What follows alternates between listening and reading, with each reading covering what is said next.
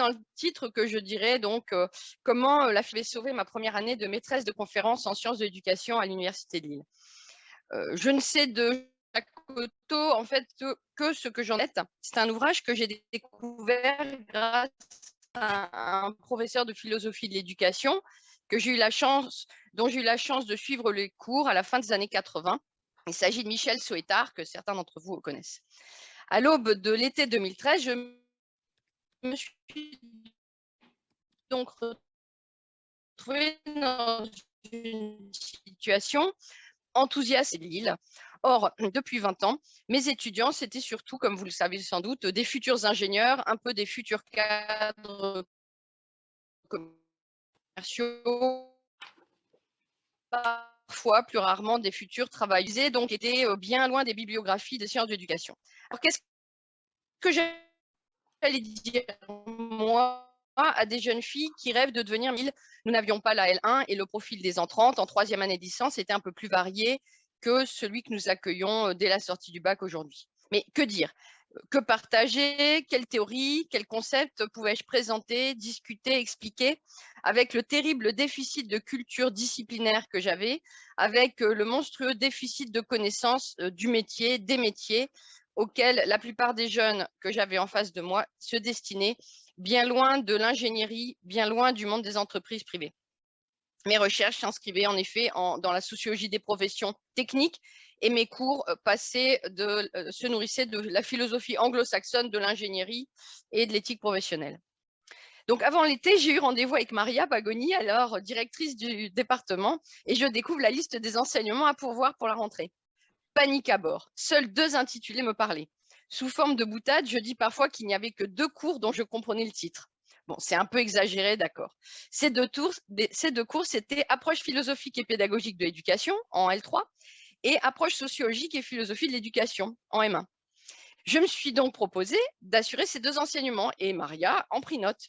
Je me rappellerai toujours 6 mois plus tard d'être dans son bureau et de l'entendre me dire étonnée: mais en fait, Christelle, tu n'es pas philosophe. Ben non, en fait, je n'étais pas philosophe et je ne suis toujours pas diplômée en philosophie. J'ai suivi un début de parcours en ingénierie, une licence et un DEA en sciences d'éducation, pour finir avec un doctorat en sociologie.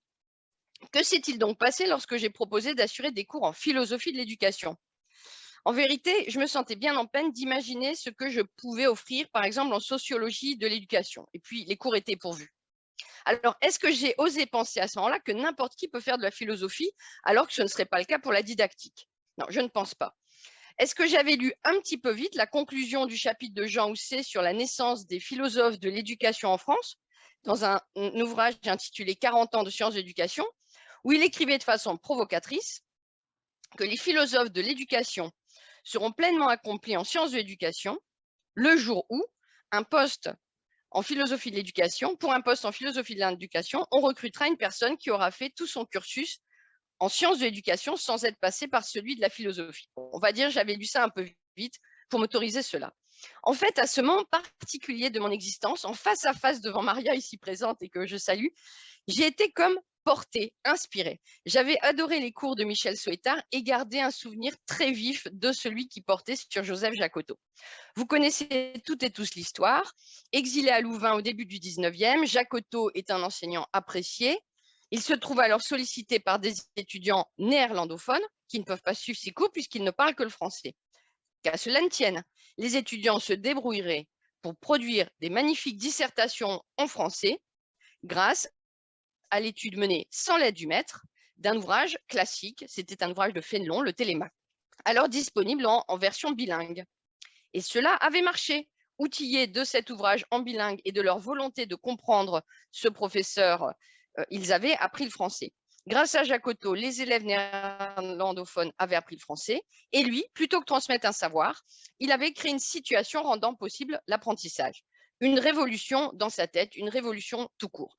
Et donc, il en déduisait qu'un père de famille ignorant et pauvre pouvait devenir un véritable maître émancipateur pour ses enfants. Alors moi, peut-être que je serais capable d'accompagner le développement de la curiosité d'étudiants à l'égard des enjeux de philosophie d'éducation, toute ignorante que j'étais. J'en profite pour finir pour rappeler que la figure de Jacotot racontée par Rancière est plus une figure politico-mythique qui sert son propos sur les pratiques émancipatrices autodidactes des ouvriers du début du XXe siècle, plus qu'une figure véritablement historique. C'est une figure historique, mais la manière dont elle est mobilisée en fait une figure politico-mythique. Je connais aussi les critiques faites par Michel Fabre du complexe de Jacotot, selon lequel on pourrait tout enseigner en ne sachant rien. Il n'en reste pas moins que dans ma vie, cette figure mythique, et peut-être aussi l'ombre moins mythique de Michel Soetard et les notes de ses cours que j'avais précieusement gardées, m'ont permis de croire que je pourrais construire un enseignement dans une discipline pour laquelle je ne détenais aucune qualification officielle. Et pour finir, je dirais que je suis extrêmement reconnaissante à l'égard de mon jeune collègue Sébastien Charbonnier, qui lui m'a donné l'occasion, en partageant et retravaillant profondément ses cours il y a 2 ans, d'expérimenter de façon beaucoup moins théorique les outils et les méthodes issus des mouvements de l'éducation populaire. Je vous remercie de votre attention.